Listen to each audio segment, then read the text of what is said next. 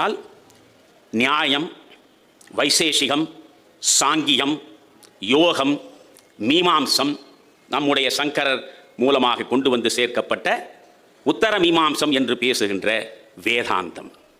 இந்த 6 தரிசனங்கள் இந்திய மண்ணில் பிறந்த தரிசனங்கள். இந்த 6 தரிசனங்களுமே வேதங்களை ஏற்றுக்கொள்ளக்கூடியவை. வேதங்களை அடிப்படையாக வைத்து இந்த தத்துவ தரிசனங்கள் உருவெடுத்தன. நன்றாக நினைவில் வைத்துக் கொள்ள வேண்டும். 6 தரிசனங்களில் வேதங்களை ஏற்றுக்கொண்டாலும் கடவுளை ஏற்க மறுக்கிற தரிசனங்களும் உண்டு. அதுதான் அங்கே வேறுபாடு. கடவுளை ஏற்க மறுக்கிற மீமாம்சம் போன்ற தத்துவமும் வேதத்தை ஏற்றுக்கொள்ளும். 6 தத்துவ தரிசனங்கள் வேதங்களை முழுமையாக ஏற்றுக்கொண்டு வேதங்களின் அடிப்படையில் உருவெடுத்தன. வேதங்களை முழுவதுமாக நிராகரிக்கிற 3 தரிசனங்களும் உண்டு. அதுதான் ஒன்று சார்வாகம், இன்னொன்று சமணம், 3வது பௌத்தம். இந்த 3 தரிசனங்களும் வேதங்களை, உபநிடதங்களை முழுமையாக நிராகரிக்கின்றன. இப்பொழுது உங்களுக்கு நான் சொல்கிறேன், இந்த தத்துவ தரிசனங்களை எப்படி நாம் பார்க்க முடியும்? ஒன்று பிரத்யட்சம் என்று சொல்லுவார்கள் வடமொழியில். அதற்கு அடுத்தது அனுமானம் என்று சொல்லுவார்கள். அதற்கு அடுத்து ஆப்த வாக்கியம் என்று சொல்லுவார்கள். பிரத்யட்சம், அனுமானம், ஆப்த வாக்கியம். எந்த ஒரு முடிவிற்கும் நீங்கள் வர வேண்டும் என்றால் இந்த 3 நிலைகளில் நீங்கள் யோசித்துத்தான் ஒரு முடிவை அடைய முடியும்.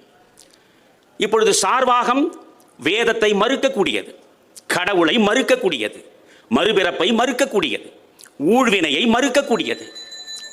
அப்படி என்றால் சார்வாகம் தான் இன்று பேசப்படுகிற நாத்திகம். ஏதோ நாத்திகம் என்பது புதிதாக இப்பொழுது ஈரோட்டிலே இருந்து புறப்பட்டதாக நீங்கள் நினைக்காதீர்கள். நாத்திகத்திற்கு இந்த மண்ணில் 3500 ஆண்டுகளுக்கு முன்னாலேயே இடம் இருந்திருக்கிறது. அதுதான் இந்து தர்மத்தினுடைய அற்புதமே. நான் சமீபத்திலே கூட ஒரு நேர்காணலில் சொன்னேன், இஸ்லாமில் நீங்கள் நம்பிக்கையற்றவராக ஒரு இஸ்லாமியராக ஒரு நொடி கூட இருக்க முடியாது. ஒரு இஸ்லாமியர் என்றால் இஸ்லாமினுடைய சமய கோட்பாடுகளை முழுமையாக நீங்கள் ஏற்றுக்கொண்டாக வேண்டும். அப்பொழுதுதான் நீங்கள் இஸ்லாமியர். ஒரு கிறித்துவர் என்றால் நீங்கள் கிறித்துவ சமயம் சொல்லக்கூடிய அனைத்தையும் அப்படியே நம்பி ஏற்க வேண்டும். கிறித்துவ சமயத்திற்குள் நான் இருக்கிறேன், ஆனால் கடவுளை நான் ஏற்க மாட்டேன் என்று சொன்னால் கிறித்துவ சமயத்தில் உங்களுக்கு இடமில்லை. இஸ்லாமை நான் தழுவிக்கொண்டேன், ஆனால் கடவுளை ஏற்க மாட்டேன் என்று சொன்னால் ஒரு நொடி கூட நீங்கள் இஸ்லாமியராக இருக்க இயலாது. ஆனால் கடவுளே இல்லை, நான் ஒரு இந்து என்று சொன்னால் நீங்கள் இந்துவாக இருக்க முடியும். அதுதான் இந்த மதத்தினுடைய சிறப்பே. இந்த இந்து மதத்தில் இருக்கக்கூடிய தத்துவ தரிசனங்களில் சார்வாகம் இருக்கிறது. சார்வாகத்தினுடைய அடிப்படை என்ன என்று பார்த்தால் பிரத்யட்சம். கடவுளை ஏன் சார்வாகம் ஏற்கவில்லை? கடவுளை கண்ணால் காணவில்லை. மறுபிறப்பு என்பதை சார்வாகம் ஏன் ஏற்கவில்லை? மறுபிறப்பு என்ற ஒன்று என் கண் முன்னால் தோன்றவில்லை. வினைப்பயன் என்பதை சார்வாகம் ஏன் ஏற்கவில்லை? வினைப்பயன் எனக்கு முன்னால் வந்து நிற்கவில்லை. கண்ணால் காணக்கூடியதை மட்டும்தான் நம்புவேன் என்று சொல்லக்கூடியதுதான் சார்வாகம். அப்படி என்றால் அந்த சார்வாகத்திற்கு கண்ணால் காண்பது ஒன்றுதான் முக்கியம். புரிகிறதா? அங்கிருந்து நீங்கள் பௌத்தத்திற்கு வாருங்கள். புத்த மதம் அது கண்ணால் காணக்கூடியதையும் ஒப்புக்கொள்ளும், கருத்தளவில் இருப்பதையும் அது அங்கீகரிக்கும். கருத்தளவில் இருக்கக்கூடியதையும் அது அங்கீகரிக்கும். அது என்ன சொல்லும்? எங்கோ அதாவது இருப்பதிலிருந்து இல்லாததை அறிந்து கொள்வது, அதுதான் மிக முக்கியமானது.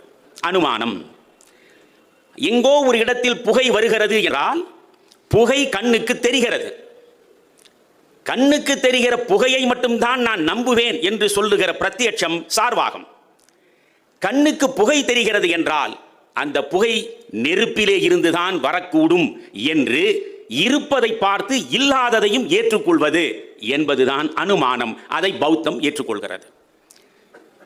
வெறும் புகையை மட்டும்தான் நான் பார்த்தேன், அதனால் புகை இருப்பதை ஒப்புக்கொள்கிறேன் என்றால் நீங்கள் சார்வாகி. புகை எப்படி வரும் தானாக?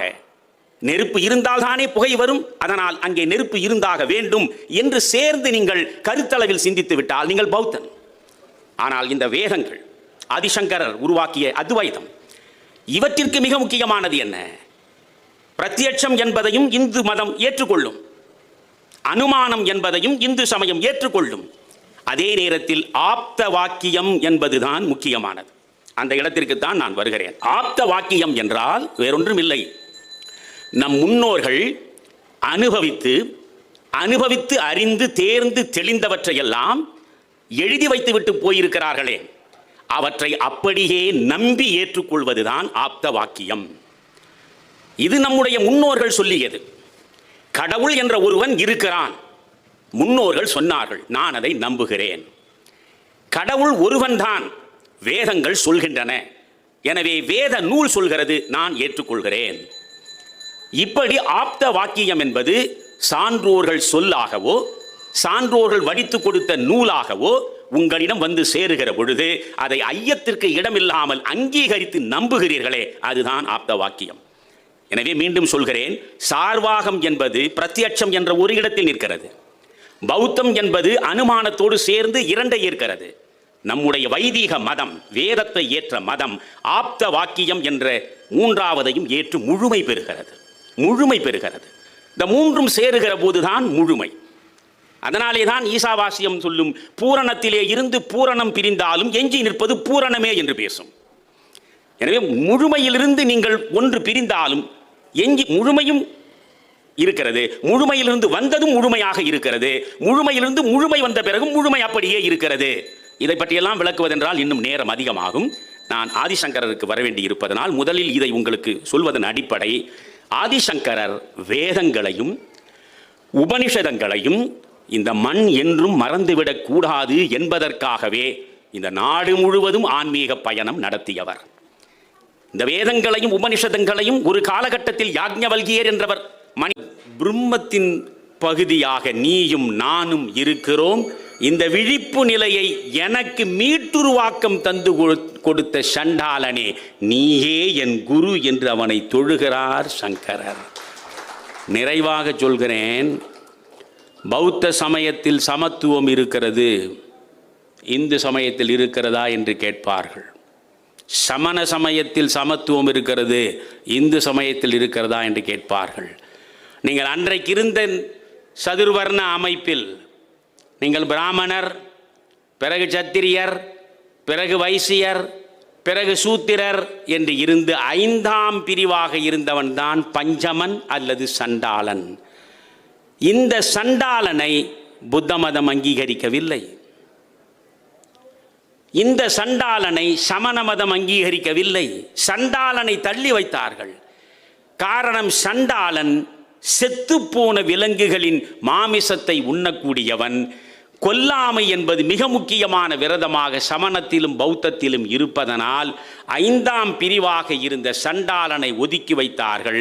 சமணமும் பௌத்தமும் ஒதுக்கி வைத்த சண்டாளனையே குருவாக ஏற்றுக்கொண்ட மனிதன்தான் சங்கரன் என்று சொல்லி விடைபெறுகிறேன். நன்றி, வணக்கம்.